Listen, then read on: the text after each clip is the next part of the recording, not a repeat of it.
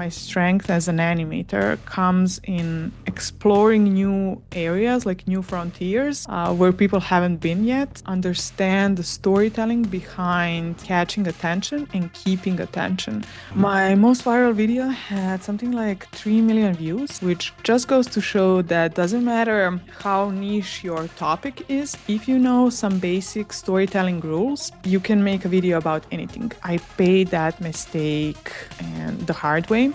First challenge was definitely the... All right, guys, welcome to this new VartPodcast. Today, I'm so excited. Today, here is Dragana Stamenkovic. She is a lead animator at SteamRoller Animations, and she has worked in the animation industry for 10 years. And she has made animation for creatures and characters, and also worked in amazing projects like Horizon Forbidden West, Spice Frontier, Skytribe, and many more. And also she's making her own animated film, which is called Leap of Faith. And it's going to be really exciting to talk about the process of making your own animated film. And Dragana also shares the process in her social media and a lot of how to make presence as an animator in social media and how to be seen by big studios. So guys, this podcast is gonna be fire. I'm so happy. And Dragana, thank you for being here with us today. And to start, can you tell us about your job as a lead animator, and if you want, about your story? So can you tell us about that?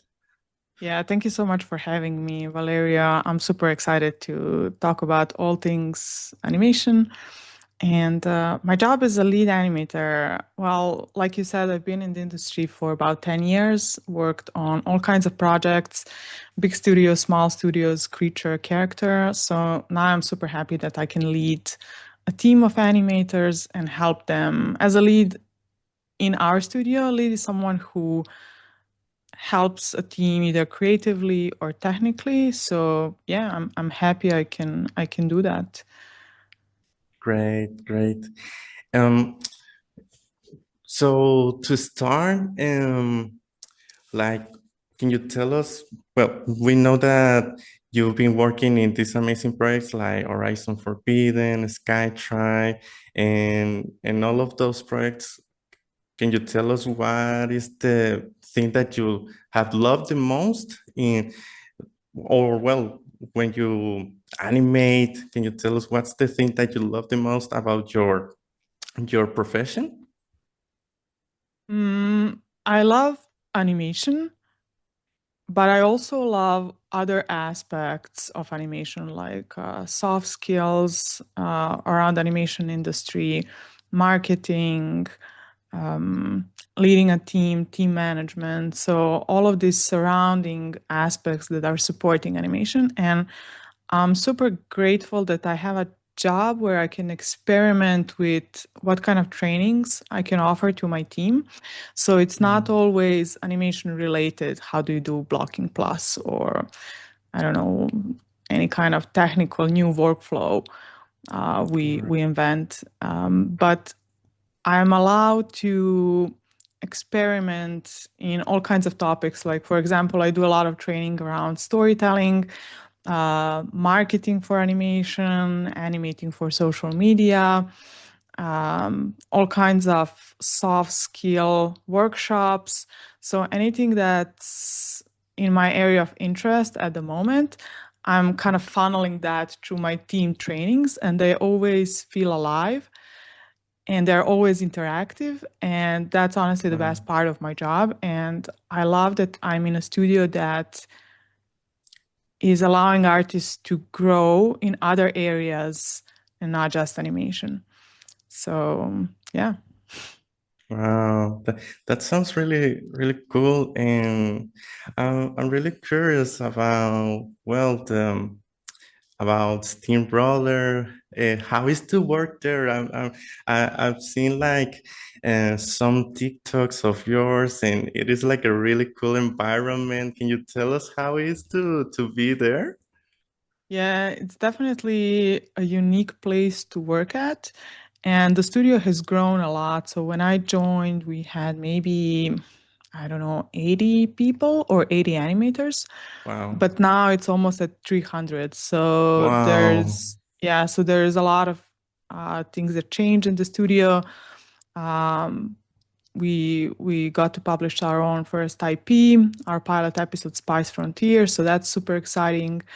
And yeah, I mean honestly, I'm grateful that I can work on these kind of projects, plus that there's enough room to branch out in other areas and also funnel it as part of your job as well. So you're not kind of amputating other part of your personality, so you can feel Hmm. more alive at your job. So yeah, I really like that Yeah, about that.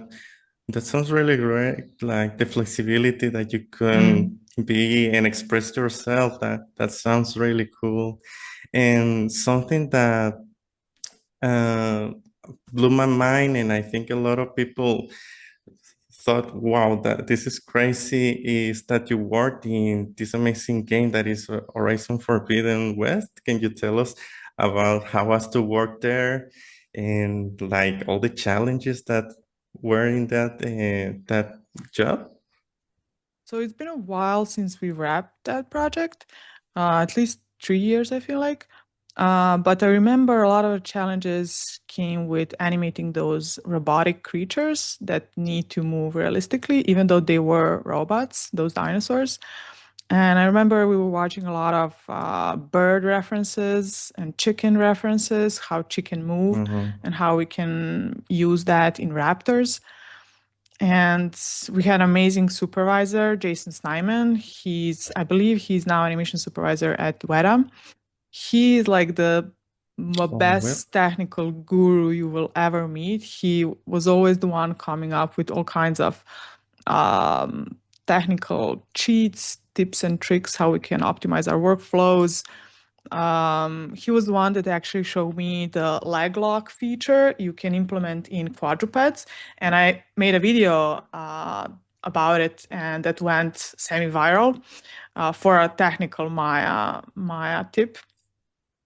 And yeah, I use it now almost all the time whenever I'm animating a four-legged creature, because you don't have to animate the shoulders, counter animate the shoulders. You basically just lock the shoulders and you can animate the chest. So yeah, a lot of Okay. small tips like that were developed during that project. But yeah, that's a good project.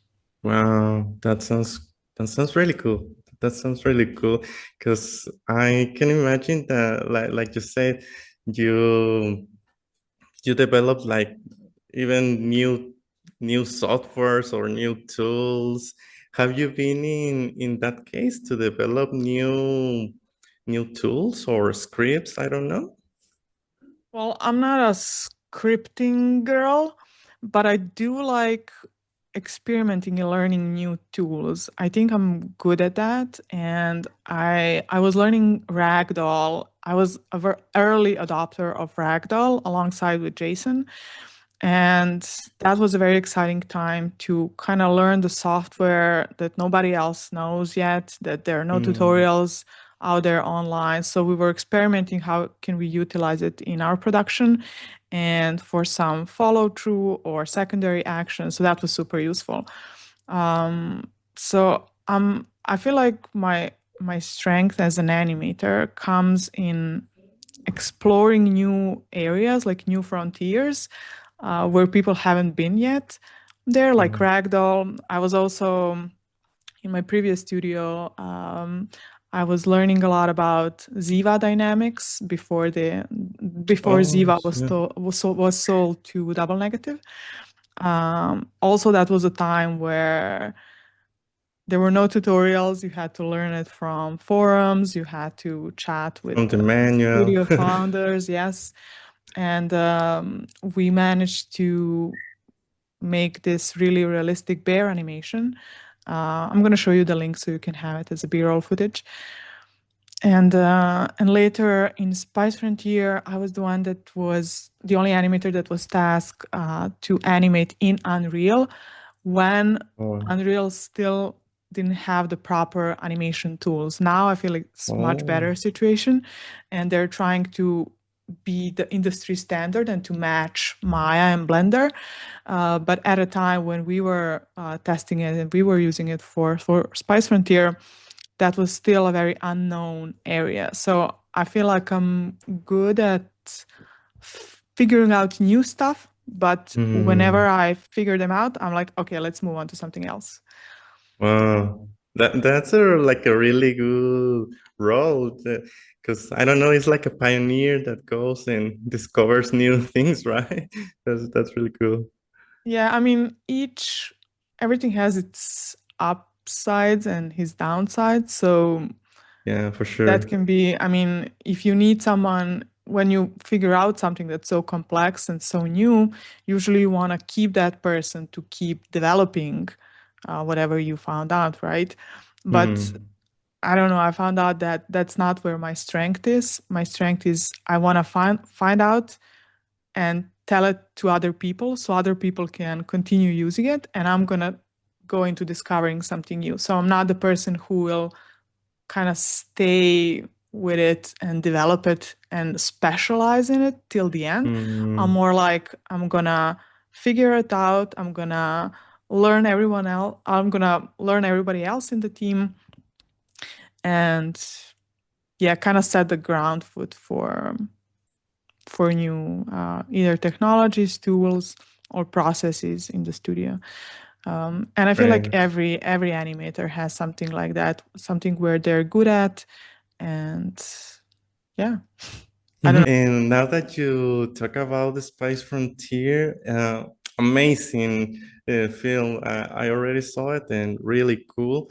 And for me, it's like, wow, that it is made full in real time because you see these 2D elements, the smoke, um, explosions, and all of that. And all of that seems 2D. So I already knew like the real time, but only in 3D, like 3D rendering, not 2D. So can you tell us about this project and like, wow, what is to make 2D in real time? So yes, Spice Frontier is our first animated pilot episode, 30 minutes, made completely in Unreal, self-funded, and it had a lot of challenges. First of all, first challenge was definitely the quality bar. Mm, Because when you have six main characters, you need to figure out the character Bible for each character. How does Eloy move? How does mm, Maud uses all four hands? How much can you push Ada? Which is all influencing your reference process, right? If you yeah. go too goofy with Kent in reference, then you have to reshoot. And I remember each Mm, animator needed to at least do 3 or 4 shots before they really figure out how much can you push some facial expression, what on model means for all the characters. So it was definitely challenging in that sense. And Josiah Massingale was our animation supervisor, and he was really great at guiding us and at casting us on the right shots. So that was one aspect of the show. The completely other aspect of the show was Unreal Engine. So doing the whole show in real time and also animating a couple of shots in Unreal Engine. So the sequence where Sela is going through the cave, a couple of shots there were animated in Unreal. And as I said before, I was the only animator who got tasked into learning the animation in Unreal.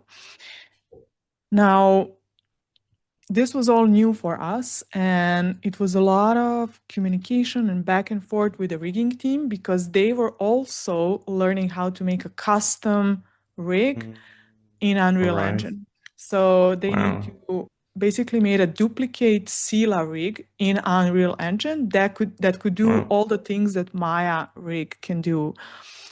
So Okay, there I was a got lot of you. back and forth with them, and I remember the challenge was always when something broke in the rig or in the shot, in the animation shot, you never know whether is it the software limitation, did the rig broke, or is it our pipeline, or is it just my personal knowledge limit of the Mm, software. So you're always kind of circling between those four mm, questions. Fortunately, we had a really, really good Unreal team, Unreal developers who made a pipeline where 20 or 30 artists could work at the same shot at the same time and oh, not wow. get anything disrupted, yes, which is not something you can do in a traditional pipeline. And yeah, it's really amazing what they achieved. And if you are Unreal Geek and you want to learn more behind the scenes about the technical aspects of that pipeline, go to David Alvey LinkedIn page. He was our CG supervisor, and he's posting a lot of these behind the scenes and how we achieved the 2D look with the Wow. rim lights. So there was a lot of R&D experimentation involving that look, and yeah, so I highly recommend checking his content. Really And cool. yeah, it was an awesome show, so much growth, and because of that, we now as a studio can offer that pipeline to other clients as a standalone service. Great.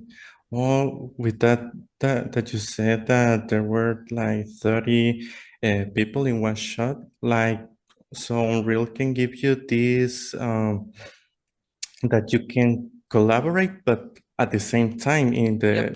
the software. Wow, I didn't know that. That's powerful. Yeah. Wow, that's crazy. That's crazy. I didn't know that because I'm just one. But yeah, that's crazy. And now, oh, and also I want to ask you now that you made this with Unreal Engine, how would you say about the animation in Unreal? It has to be like more developed, or it is like really good, or how would you rate the Unreal Engine as a Well, program? I feel like it depends what are you animating and what rig are you using. So if you're using MetaHuman rigs, I feel like it's pretty good. But if you want to build anything custom that has a lot of blend shapes and custom specific controls, squash and stretch, stuff like that, I still feel like it has a lot of room to grow. But I know that Epic is putting a lot of effort into making that accessible for animators. And I know that with each Mm, update, they're closer and closer to matching Maya. So I don't know. We'll see in a couple of years yeah. what will that do. Yeah, I've seen I think it's called Unreal Festivals where they show all the new updates, and wow, it's amazing all the stuff that they develop. They give like big steps every update, and it is really cool. So I really agree with what you said. That I can imagine in 1 year all the tools that's Mm, gonna be new. yeah. Yeah. And now you make a lot of content around how to grow as an artist, to make your personal brand as an animator. And I think that is really, really important because social media it's like a big opportunity for all of us to be known. So can you tell us, well, how can an animator make a presence in social media? Yeah, I'm so glad you got to ask this question. I really love talking about it, and it's been my area of focus for the past year and a half. And I do feel it's super important for animators to start taking personal branding more seriously, especially when you're posting personal shots, demo reels, anything that you want to be seen by recruiters or studios, because just because you posted on LinkedIn doesn't mean it's going to reach a recruiter or I don't know, certain studio you want to reach. Our shots live on platforms that have millions of content uploaded each day, and our That's right. animations are competing not just with other animators, but with everyone online. That Yeah. includes cat videos, Yeah. vacation pictures from your Aunt Sally. So, Yeah. yeah, we need to understand the storytelling behind catching attention and keeping attention, but without losing integrity or creative vision for the artists. So yeah, it's a huge topic, and I'm glad more and more animators are starting to realize how important it is, especially in times like this where there isn't so many job offers, where there's more Okay. demand than supply, and where you need to stand out even more than before. Wow, that last line was really really deep. Yeah, and yeah, I really agree with that. And also, yeah, like you said, I think this is like a big opportunity because if you are like a proactive person, you make content, like you said, you can be found and not to be like hoping that someone comes for me and stuff like that, right? So it is really important, like you say. And can you tell us? I've seen your But cat I just want to animation. Yeah, preface that it's even deeper than that. It's bigger than that, whether someone finds you or not. Even if they yeah, find you, what are they going to find there? So, are they going to mm, find your party photos, drinking photos with your buddies, yeah, um, you being super vocal about certain political or religious issues? I'm not saying you yeah, shouldn't have your personal diary of sorts, but I would be very careful about what you're posting online. You never know who from the industry is watching your content. It doesn't have to be necessarily a recruiter or head of department. It can be just your friend who can refer you to a client. yeah, And if they see and if they form an association in their brain that you are someone who is very vocal or maybe hard to work with, they might mm, be not so willing to recommend you. But if they come to your profile and see that you're someone who is passionate about animation, goes to live drawing classes, animation conferences, does post challenges, post behind the scenes, you are not forming associations in their brain that you are the animator, and they want you because you are so passionate, you're so fired up about the whole animation thing, and they're like, oh yes, he would be a good animator, which is yeah. really interesting psychological effect you can have on someone, even before they call you to an interview. Yeah, you're totally right. And now that you say that, I remember that a famous singer said that. I don't remember the singer, but he said like, "Hey man, you have to post because you never know who's watching. Maybe like a really famous singer or actor, because everyone is on social media. Everyone is watching TikToks and Facebook, etc. So you never know who's gonna watch. Maybe a famous singer loves your animation and he wants to I don't know, he wants you to make a short film for her video, his Yes. video. So it is crazy the opportunity, like you said, about social media. And I want to ask you, well, you have made these pieces of content that have been viral. I saw the cat animation. Wow, that that's pretty sick. So I was like, wow, that cat looks like real.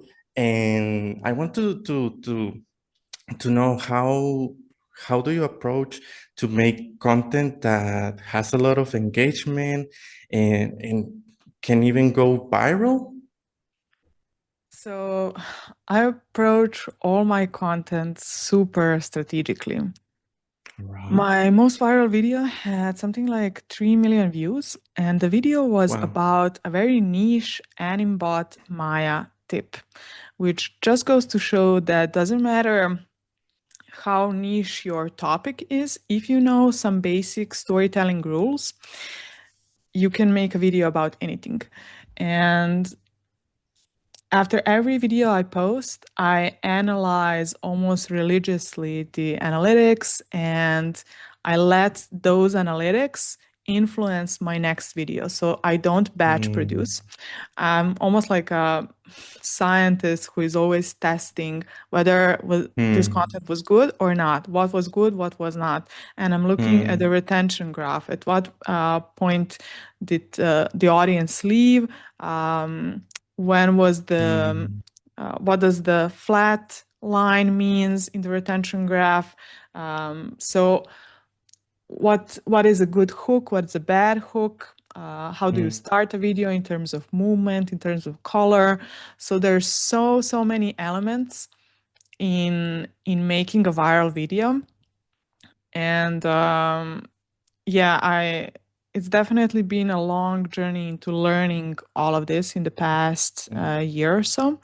And I'm now packing all that up, everything I learned into the program. I'm going to launch, hopefully by the end of this year, uh, how to stand out online as an animator, whether you want to brand yourself or your episodic content, your IP, anything that you want to, any passion project that you want to build. Same principles apply of storytelling. Like, how do you catch someone's oh, attention, and how do you understand the psychology behind the virality? all And right. yeah, I'm super excited to share that with the animation community. And yeah, that's how I'm approaching every video. Wow, really excited for that program. And can you tell us, I don't know if it's secret, top secret, the program, but it's gonna be like a one, like with you, or it's gonna be like a pre-record videos, or how it's gonna be? No, unfortunately, I can't do one-on-one because I already have 200 people in the wait list. Oh my God, So wow, congrats, yeah, congrats, so it's gonna be wow. a group program. I'm gonna offer two programs. So there will be two ways to join. One will be a traditional 12-week course where I guide you week by week into creating a shot that's optimized for social media, for vertical format, but Wow. that is also showcasing your body mechanics skills, acting skills, lip syncs, whatever you want to focus on, that's also applicable for sending to studios, right? So one does not exclude the other. And the second program is going to be pre-recorded course that I'm doing right now. And I'm probably going to open it for, I'm probably going to pack it as pre-recorded lessons and some Zoom calls with Q&A, with some Wow. Q&As, because I know how new this topic is to animators. When I was learning all of this, I spent a lot of time, money, and energy into different kinds of mentorship, learning from people who are in marketing. And I know animators don't want to spend that amount of money, time, and energy to learn everything about content creation because not everything is applicable to us. So Hmm. I'm basically just pulling out what's the most important thing for us as animators. How should we represent our demo reels, personal shots, reference? So yeah, in a nutshell, there will be two programs. I'm gonna launch it by the end of this year, hopefully when my short film comes out. And yeah, that's Great. about it. You can join in the wait list. Hope there will be a link below. Yeah, sure. But yeah, that's yeah, I'm super excited to share that. Yeah. Great, guys. Oh my God, so exciting. Yeah. So, guys, I'm going to leave the link in the description and also in the comments. So you have to sign. That sounds like really, really powerful because it, I mean, for me, social media, for me, has changed my life, and I think can change the life of people that is hearing us. So, guys, um, Dragana can teach you all of that. It's gonna be tremendous. And can you tell us, like, with this content that you made that went like viral and had like a really good engagement, can you give us like a breakdown of like how, what why did that work? Right. So at the beginning of every video, you need to pose a curiosity in viewers' mind. So you need to pose an Hmm. interesting enough question for them to stay in the video and to find out the answer till the end. So that is like the hook. Hmm. How good can you make your hook? The next thing you wanna keep the viewer watching. Just because you made them interesting to click the video doesn't mean they're gonna stay to watch your video, Yeah, which is sure. something you can see in your analytics if you watch the retention graph. So if the curve is slowly dropping, that means your storytelling isn't strong enough and the viewer is losing interest as the video is progressing. They're slowly leaving Hmm. throughout the video. That And happens to me a lot. um, which is super cool as a feedback because now you Yeah, know which part of your storytelling isn't working. If it's the hook, yeah. that means the hook rate. So in Instagram, I believe it's called the view rate in the first 3 seconds. On YouTube, it's called view versus swipe away. So usually you want it to have more than 70-80%. Um, Okay. that's regarded as a good hook. All But then right. your attention graph will tell you how good is your storytelling. And Hmm.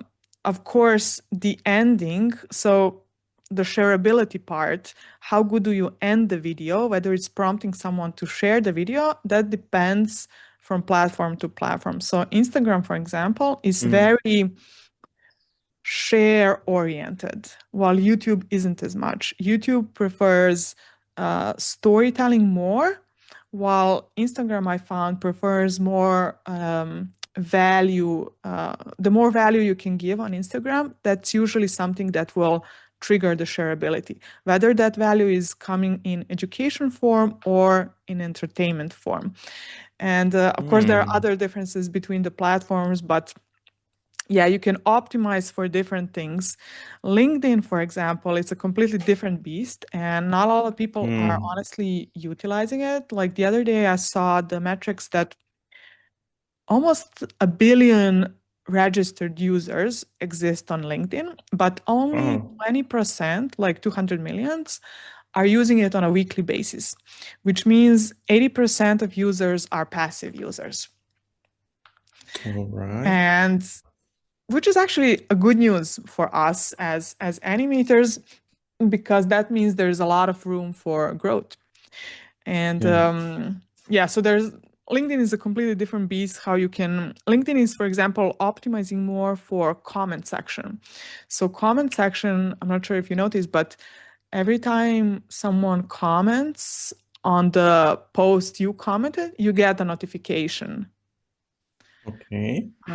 And in previous versions of LinkedIn, you used to see that comment in your home feed, in your home page, but now they transferred it into the notifications, which is super cool Oh. because you can increase the visibility of your messages just by commenting on other people's posts. And I see a lot of creators using that strategy, which is really low hanging fruit in terms of you don't have to make some elaborate story or post or video to post it as your content. You can just engage with other people's content by sharing something valuable, and that can also pop up to other accounts, and you can increase your visibility and reach that way.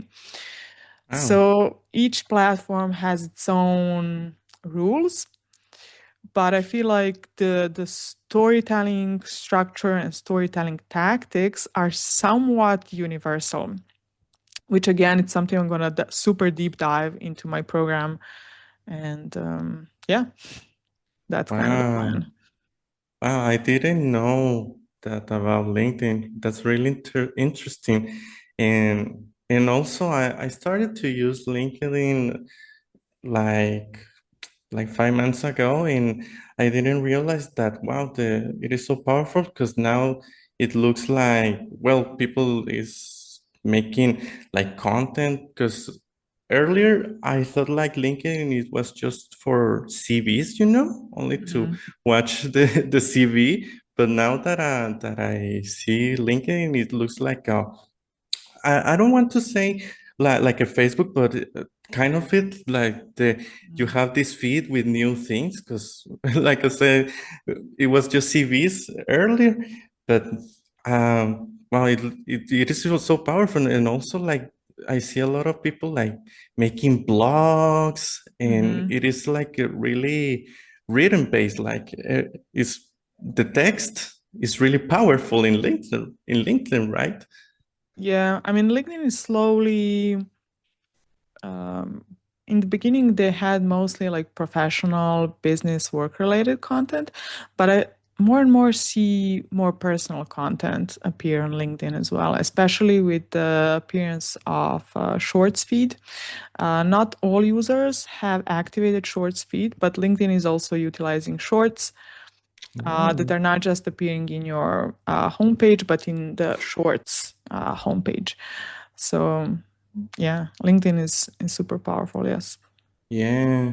Is there any platform that you say, oh, this one is better, or or would you say There everyone isn't every yeah? there isn't better. It's more like what platform are you feeling the most comfortable with? For example, I like Hmm. Instagram the best because that's where I can communicate with animators the most. That's where I feel the most connected with them. That's where I can reply super quickly.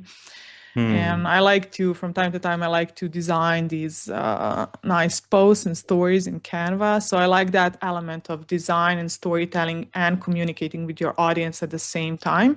Stories are also a really smart way to test ideas in terms of, for Hmm. example, I had some topics I wanted to talk about. Like, for example, I had an idea to make a video about a certain weight topic and not a certain I wanted to make a video about negotiation and there wasn't so much interest in it as I expected as it would be, but then Hmm. I made a sequence of stories on Instagram, and there was so much engagement. I was like, oh my God, this topic is way more interesting than I thought it would be.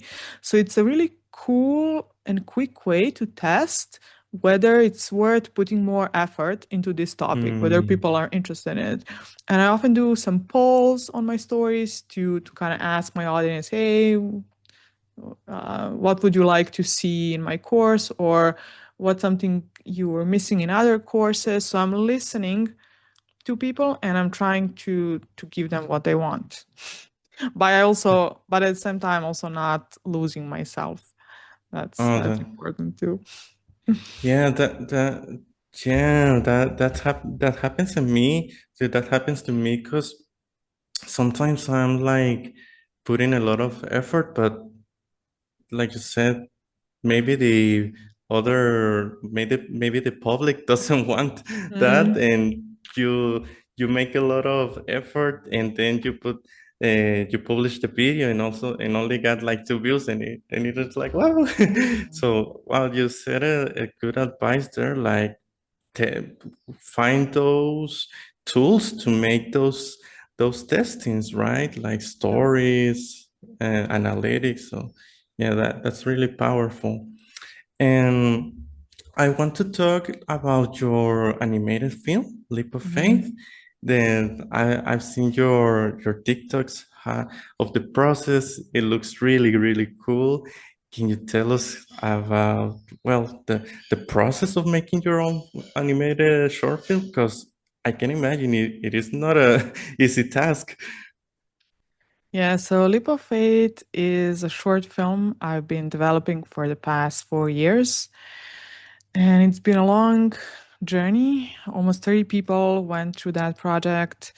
Wow. And I learned a lot about interviewing, recruiting, managing artists, and finances, getting finances via grants and Hmm. additional sponsors. SteamRoller is sponsoring my short as well, alongside with Epic Games. And I've been really lucky in that regard, but I also learned a ton in areas outside of my expertise, so outside of animation. So I had to learn how to interview people, Hmm. and that was one of the biggest lesson I learned. So yeah, we can talk more about that if you want to go that route.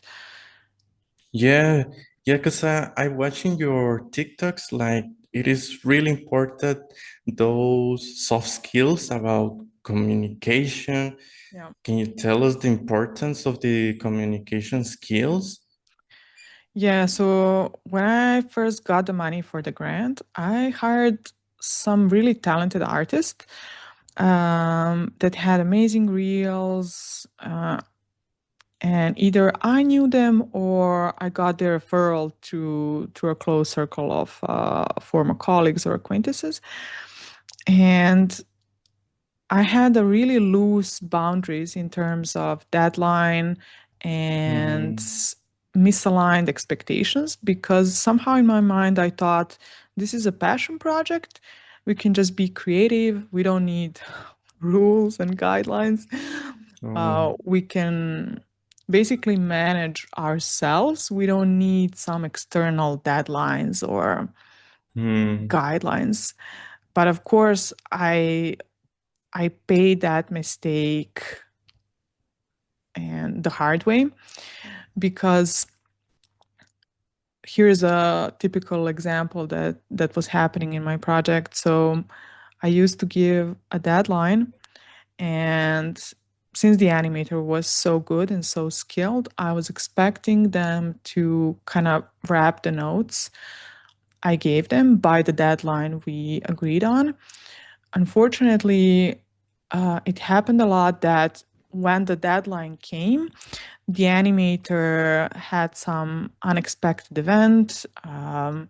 They couldn't Oh. wrap the notes. They had some difficult technical difficulties, and there were no communication in between. I was naively Hmm. expecting people to kind of hold the project on their own, and I treated myself as another animator instead of treating myself as a showrunner.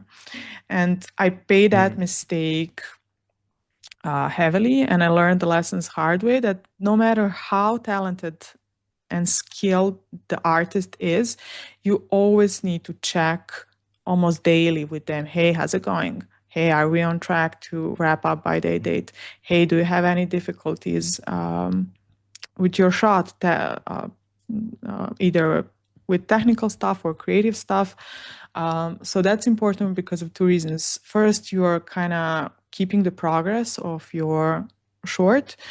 And the second thing is you're not letting them live in a vacuum. You're kind of engaging with them. You're making the show meaningful. You're making them feel meaningful. Like this is an important project to work on. Hmm. Like there are so many elements in communicating daily with the artists, which is something I had to learn. And during that process, Aaron Gilman, our CEO, helped me a lot in informing the right interview process for screening the animators. Because how do you figure out whether someone will be a good team member if you can't give them a test shot, or like there must be a way how you can figure that out in an Hmm. interview process alone, right? And Oh. the way I was conducting interviews, wasn't really screening for some of the potential red flags. I was basically launching them. I didn't have a interview process. I had a launch process. So whenever someone was available, I was like, great, let's launch you on a shot. Oh. But after a couple of red flags that cost me a lot of money, of course, I realized I need to change something in the way how am I onboarding my people? How am I letting people join the project? So just because someone is a really skillful artist doesn't mean they're going to be a good match for the project. Wow, that's really incredible advices there. Because wow, that's like the truth. I think that no one is talking, that a, a person like you is having about making her own animated film. Sometimes we think, oh, I'm going to make my animated film. It's everything's gonna be sunshine and stuff like that. But wow, it has these moments, and wow, that's really powerful what you said, because about how important is to interview, because now that I think it's like the first step, right? Because if the person doesn't match, it gives you like this snowball effect that, oh, Yeah. it's gonna be more bigger. And I want to ask you how you make your interview, what type of questions you make. So it's not about the questions as much. It's more about the gut feeling you get. So basically, I was looking at the honesty from animators, and the way I was getting them to be honest is by conducting or introducing a mini conflict in an interview process. What I mean by Mm, that is I was asking them to describe a conflict they had in their previous role and how did they resolve it. So that question was important for two reasons. First, it gave me an input of how are they looking at that conflict? Are they taking any accountability? mm, Or are they putting all the blame on the other person? So that tells mm. me a lot about them because there is no project where you don't have disagreements or Yeah, sure, conflicts. So if they sure. can't take responsibility for their actions, that means whatever happens on my project, they're gonna blame me for everything. Mm, And it's never one side or the other. There's always guilty party on both sides. And that's one thing. And the other thing, it gave me an insight on how are they reacting to a conflict, to a mm, slightly, not a conflict, but a slightly uncomfortable question, if they're avoiding or if I sense they're hiding something or if they're being defensive. That also tells me how are they going to react to notes. If I give a note that they're not agreeing with, are they going to fight with me? Are they going to be defensive? How hard is it going to mm. be to walk out of a disagreement?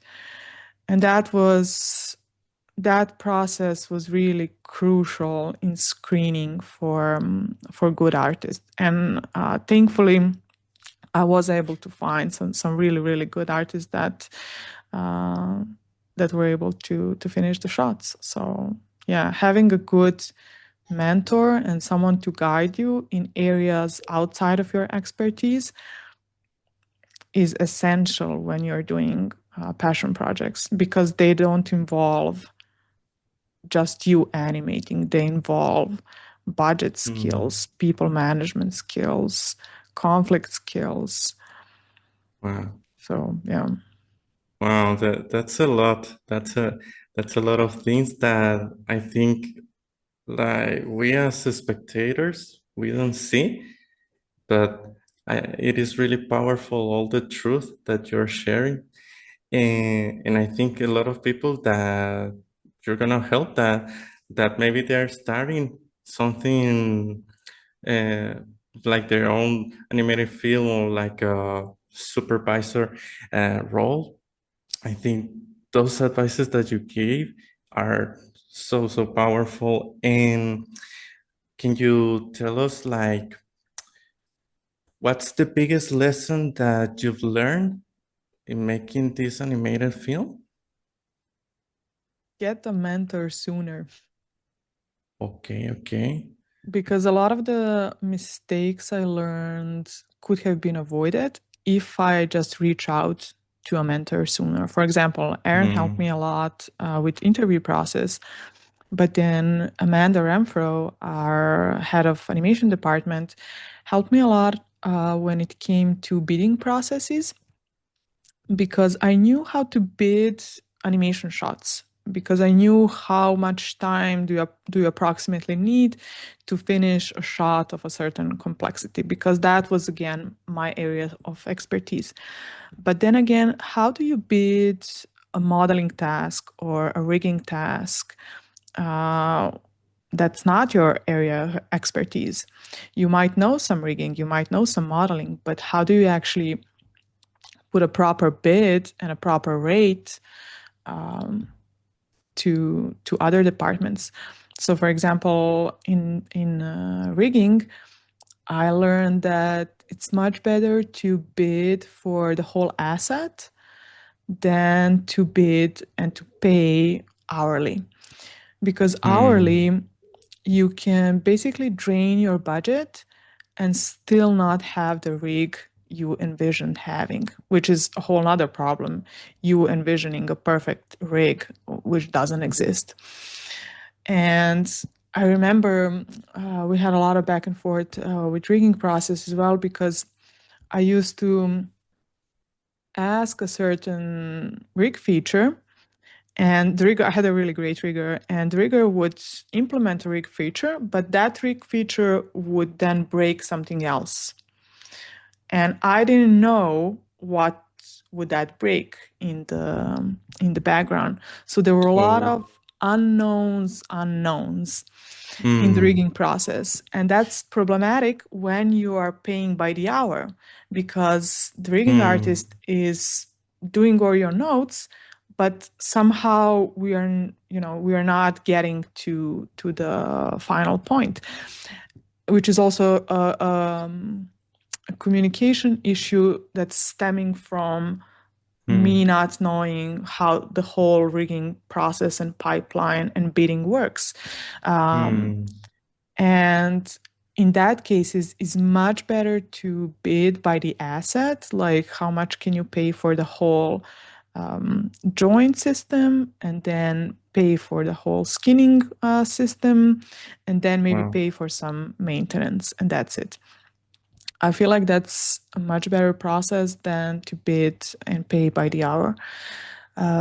So there were a lot of small lessons like that, which took me a lot of time, energy, and money, of course. I invested a lot of my own money on top of the grants I got to kind of put this film together. And I'm putting all that knowledge into my animation program to help animators who are going through the same thing, not only managing other artists, but also learning how to market the film, which is a whole other rabbit hole, how to market it. And yeah, so I'm super excited to share everything I've been through and what I learned, and to help someone who is maybe two steps behind me.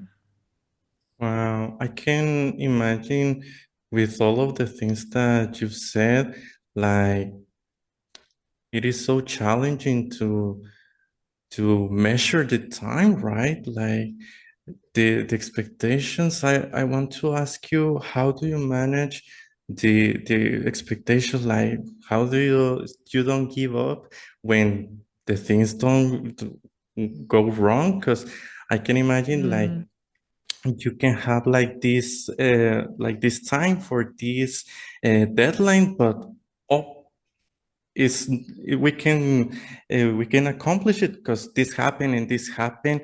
mhm. How do you prepare for those things? How do you act? Can you tell us? So um this may be contrary to what I said earlier, but I'm not holding to deadlines super strictly. I know that Okay. sounds counterintuitive, but deadlines are there to just keep us on track. They're not Mm, there to uh, put so much stress to me and to my team that we now need to super stress about it, or yeah. I don't know, can't sleep at night because we missed the deadline by 2 days. Um, so I'm allowing some room for mistake, which is also something, which is also a bidding thing. You need to account for the overhead. It's one thing Mm, to calculate how much a shot would take, but you're not counting for all the things that you don't even know that will happen. So mm, overhead is, of course, a huge bidding item. Um, but yeah, I don't know. How do I? I felt so blessed that I got the grant and SteamRoller sponsoring my short, and so many people who believed in the project and wanted to help, that I couldn't go back in terms of I'm going to finish this project no matter how long it takes and no matter how much it costs. I'm going to finish it, and I'm going to learn everything I can from it. And I'm going to give my best to do it the best way possible and to honor all the people who worked on it. And everything else is up to God. wow. Wow, that's really inspiring. The truth is, I feel really inspired by you right now. Well, your leadership is like so visible when I hear you, and I thank you for sharing all this knowledge. I feel really inspired right now, and I wanted to ask you now because I saw in your LinkedIn that you got sponsored by Epic Games, and like you said, SteamRoller also is sponsoring. Can you tell us how you go to make the pitch and Mhm. like, oh, okay, she got this project. We want to collaborate them. How do you get those opportunities? So I got the Epic grant because they were just offering it to anyone and everyone who was doing creative projects in Unreal. So I just applied to their applications, and I believe it's still open. Oh Um, wow. yes, and the funny thing is, I knew that so many people applied to the grant, and I wanted to figure out a way, how do I stand out amongst thousands of applicants, right? Yeah, yeah. And when you apply, you have this extensive form you need to fill out about you, your project, how you're going to utilize the money you get. And I did all that, of course, but I also wanted to like connect with them on an emotional level and show them my face, show them my mimicry. So I created like a 2-minute pitch video where I just basically introduced myself and explained why I wanted to do the project in the first place. And I had a really good blocking phase at the time when I applied. I'm gonna publish a whole behind the scenes. I'm gonna publish online how my application looked like when the film comes out, so other people can learn about it, learn from it.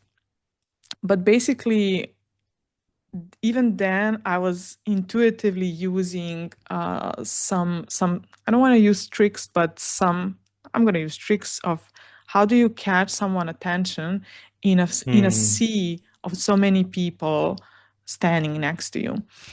And yeah, that was really cool. And after I got the grant from them, my studio just wanted to support me on top of that. So yeah, they were really willing to to support me, and Jaleel Sadul, who is our CCO, showed a lot of faith in the project and in me, and they provided resources in terms of artists who animated, rigged, and modeled on the project. So yeah, which is a segue. I feel like a lot of artists with their passion projects, when they're thinking about seeking investors, I feel like they think either I'm going to get all my money from one investor, or I'm not going to get anything. But that's not the case. You can get a 10% of your budget with one investor or in one side, and then use that as a leverage to gain the rest of the money from the other investor, like a social proof. And that's when social media comes, because if you manage to create a small enough fan base where you can kickstart your project or fundraise your project via Patreon, YouTube membership, you name it. There's so many options now. And if you can gather some funding from there and use that as a social proof, hey, I can do this, and I have people who would watch the content, it's much easier to get money from other investors than if you were to come with empty hands. That's a really good strategy. Yeah, that's a really good one. And I've seen that you have given conferences in Epic Games, and also I think it's called Anim School, if I'm not wrong. And can you tell us how has been the experience giving conferences, helping others in like in person, in live action? That was really interesting because it's developing a whole other skill set, a skill of public speaking, keeping attention. So yeah, I really enjoyed those live workshops and teachings I had, because I love that interaction with people. And yeah, which is something, again, I'm going to implement in my program as well. So the way I want to structure the program is I want to be guided by what people need and what they want to learn, instead of me giving them what I think is best. Why I think that's a better approach? Because in the past year, I've been a part of, I don't know, a dozen of memberships, individual mentors, group mentorships.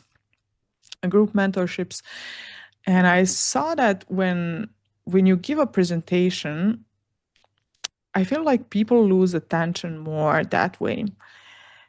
Somehow they tune out more. But if you react to their content, I mean, whatever they're showing, or if you're answering questions, or if you don't have a rigid structure, if you just keep things to be more loosely, the whole thing is so alive, both for you as a person who is giving the presentation, but also for the people who are listening.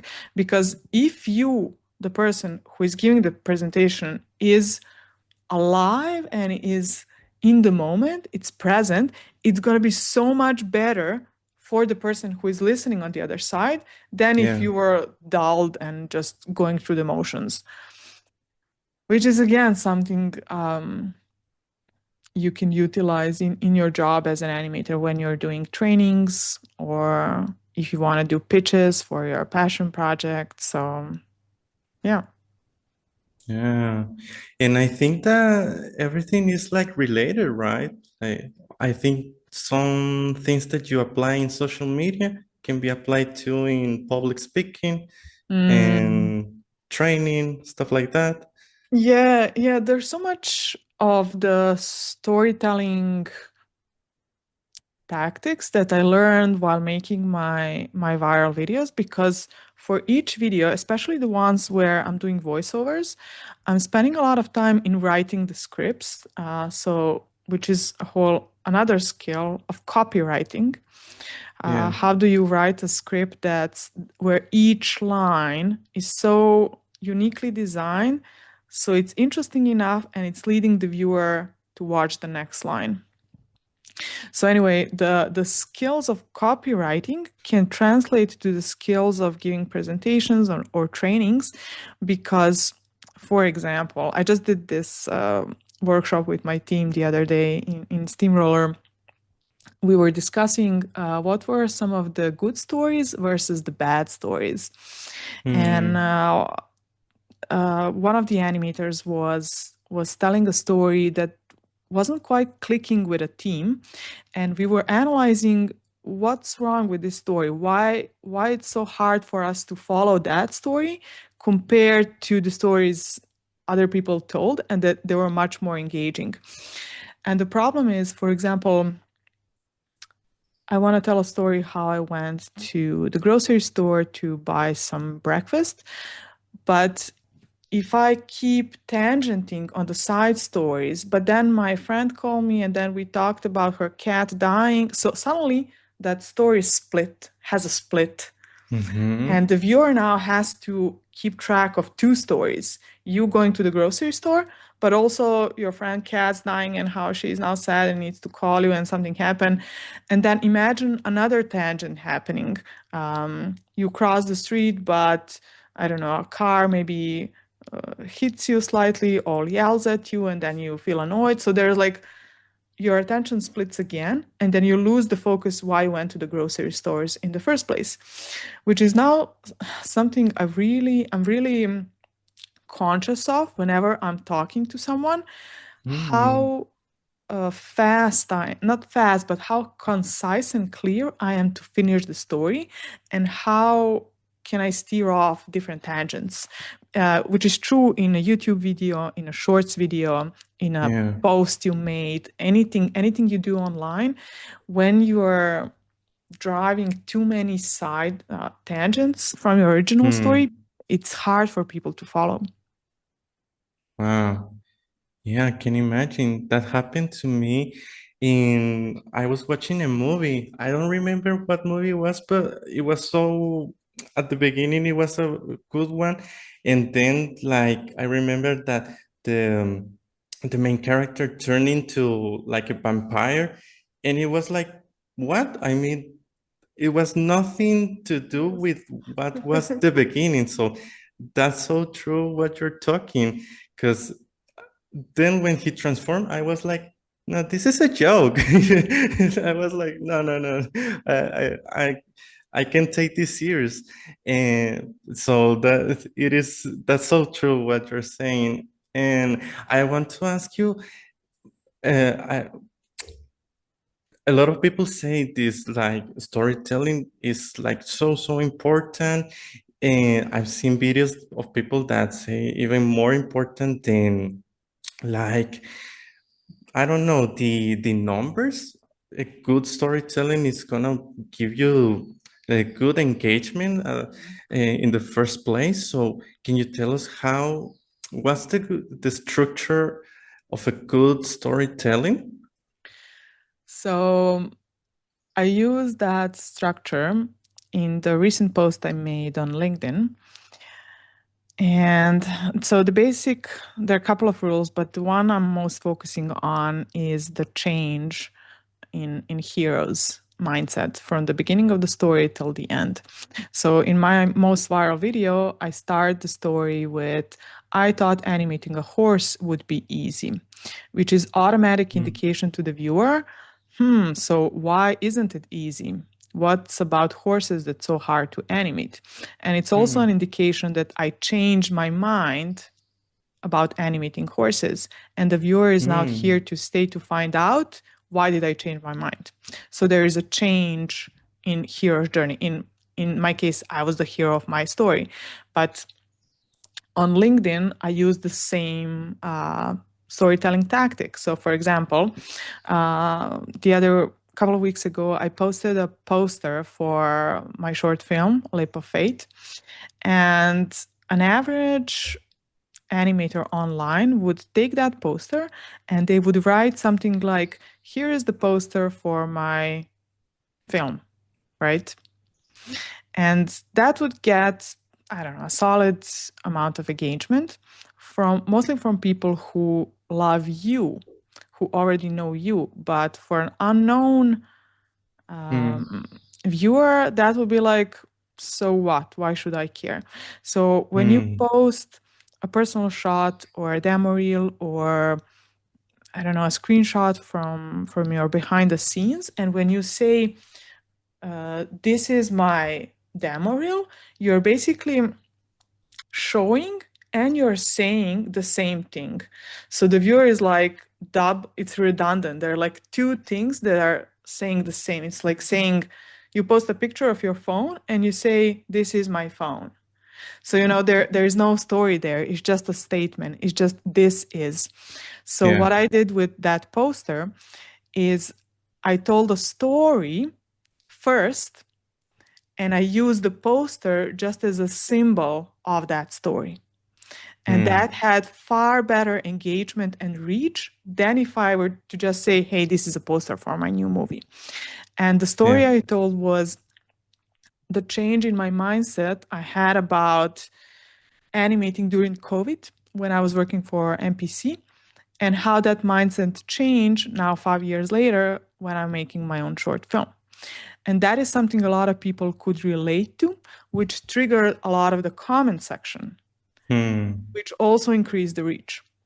So when you are posting online, you should always, I always see storytelling as a goal. How do I write such a good story so it triggers people to tune in, so it triggers people to listen? I see that as my main goal, and my animation content is just a means to get to that goal. And that animation content can be anything from your reference, personal shot, unique characters that you're developing, maybe for your IP, episodic content. So if you take a look at what Kleinosaurus is doing, Pudgy Penguin, Nobody Sausage, I feel like they're all optimizing for storytelling and virality. So the god of their content, if I have to formulate it that way, the god of their content is connecting with the viewer, and their characters are just the vehicle that will get them there. They're not so tightly bound to their characters, so they don't care about storytelling. If they were so tightly bound for those cute dinosaurs, they would make content they feel like making, and they would completely ignore the analytics and what the viewers are saying online. And that's the main difference, I feel like, how even big studios are gonna shift their mindset when it comes to IP creation. And that's something I feel like we're gonna see in the following years a lot.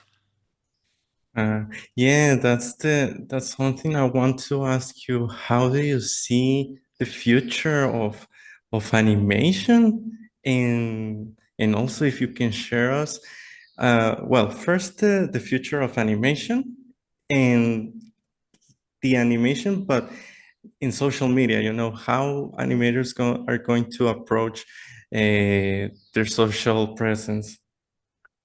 Yeah, I'm not sure if you are noticing this as well, Valerium, but in the past year, I'm noticing so much animators, solopreneurs. So animators like Fox Thomas, Jackie Drushko, Kevin Perry, Bookish animator. So they're like solopreneurs animators who basically just opened their social media accounts and started posting their animation content, all the way to small teams like Kleinosaurus, Pudgy Penguin, or Buddy Sausage. They have a small team who is now producing episodic animated content for social media. And I feel like both of these have the same problem, and that is learning the power of storytelling. How do you catch someone's attention, but also not losing integrity and not sacrificing everything under the sun.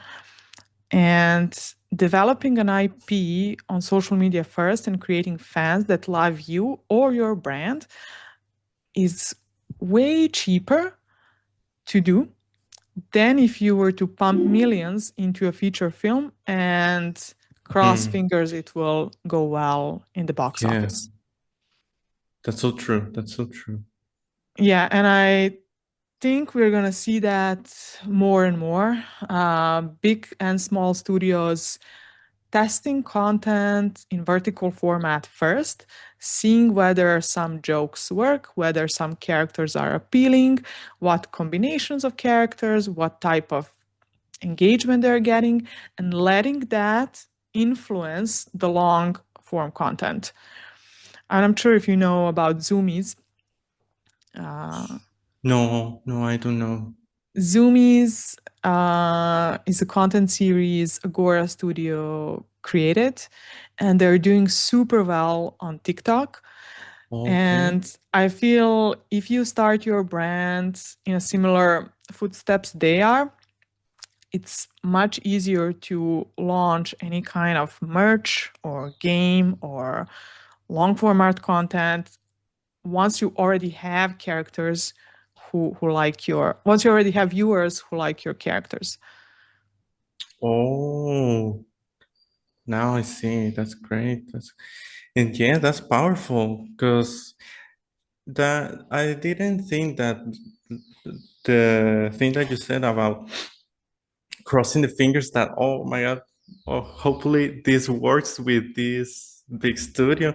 But now the social media like give us this power of uh, individuals no, how do you say, like Individuals. yeah, like individuals to make big things, right? Yeah. So yeah, and those zoomies aren't these, I think I watched them they make like breakdowns of animation too, or not? I think they do have a couple of videos behind the scenes, but it's mostly this cute cat who is Oh, okay. in the wild. It's like a mockumentary animation series. It's super cute. Oh, I have to watch it. Yeah. And now, Diana, what's the best piece of advice you can give to the public? Um, I would say invest a lot in education. I feel like a lot of animators they do. There is a culture in animation community to do personal shots when they serve you to get a job or to get a better paying job. And I feel like animators do these personal shots a couple of times throughout their career, but somehow that's where their development stops. And Mm, yeah, you're right. and I see, and I'm only saying this because I experienced this in my own case, that I invested so much into animation schools and animation trainings and courses. And at one point, I felt like my animation knowledge not plateaued, but I could see diminishing returns. And I felt like that investing in other skills like communication, negotiations, social media, marketing, Mhm. um, could could have so many bigger benefits for me than if I just stayed in animation. And it doesn't mean Okay. that you have to completely switch to a content creator or influencer Yeah. online. That's not what I'm saying. But I'm saying that investing just a tiny, like, I don't know, 5% of your yearly budget into something that can really be a game changer for your long term Mm. growth as an animator is definitely something worth considering and taking advantage of. So yeah, education is definitely number one. So yeah, I invest a lot in education every year. Every year, I spend at least $5,000 on Oh, all kinds of. Yeah, so last year alone, I spent 5 or 6 on copywriting courses, marketing, social media. Yeah, all of that. So, which is a lot to invest for a single animator.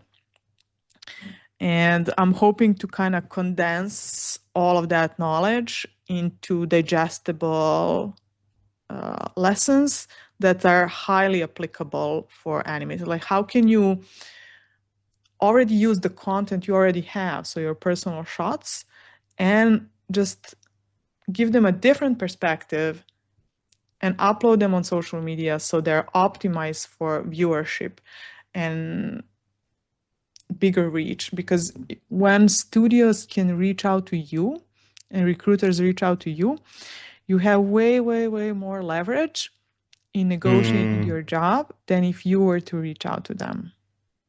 wow, that's a really good one. That's a really good one. And yeah, you you said one thing that is really important.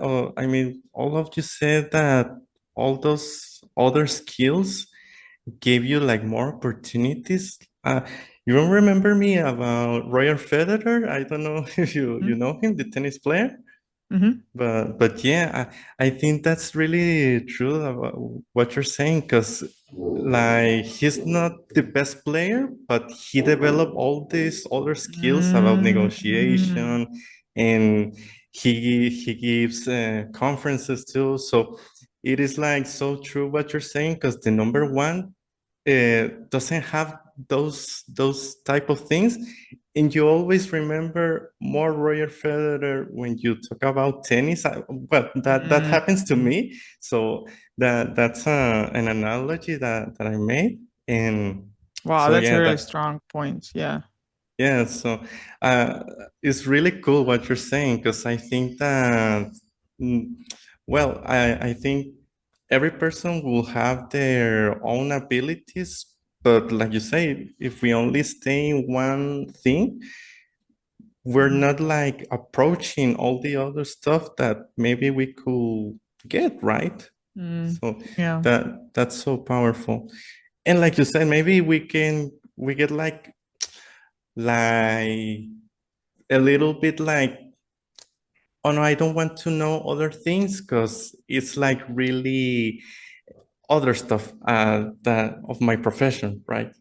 Yeah. But now you're telling us this, and I think it's really powerful, because and maybe people are scared to make that jump of, oh, maybe I want to make bakery, let's say, but I'm a architect. But then there is this girl that mixes these Mm. two professions and make these cakes that are really with design and really Yes. abstract. And so Yes. yeah, you put me to think a lot about, oh, how to be mixing all this stuff, and how important is to be educated by other topics. So yeah, Mm. really good one. And I want to know, when can we know when is the launch date of Leap of Faith? So if everything goes well, it should launch by the end of the year. December is what we're aiming. But again, if I learn anything about time management, I should account for overhead, which Mhm. means that more realistic date would be January or February. Wow. All right. Well, Yeah. but And the the trailer is gonna come out next week. So we are recording this in 2nd of August. But the Woo. trailer is gonna come out next week. So yeah, hopefully you can use it for some B-roll footages. Oh, that's gonna be great. That's gonna be great, guys. Amazing. And the good thing is that It's getting closer. The release date is getting closer, and so happy. I'm really happy and excited to see the short film. Well, it's a short film, or how long is it? If we Yeah, can know. yeah, it's a short film, 2 minutes. It talks Okay. about fate, fear, and what to do when faced with the unknown. Okay. All right, guys. So really excited. And Dragana, I'm really happy for this episode. Like I told you, I really admire all the things that you do, all your path as an animator. I've seen a lot of your content in all your platforms, so it is really cool to get this opportunity to talk with you and to know a little bit more about you and all the good advices that you gave us. Is like it doesn't have a price, to be honest. It's so powerful. And yeah, also, can you tell us how can people find you in social media? I'm going to leave the links, but can you tell us?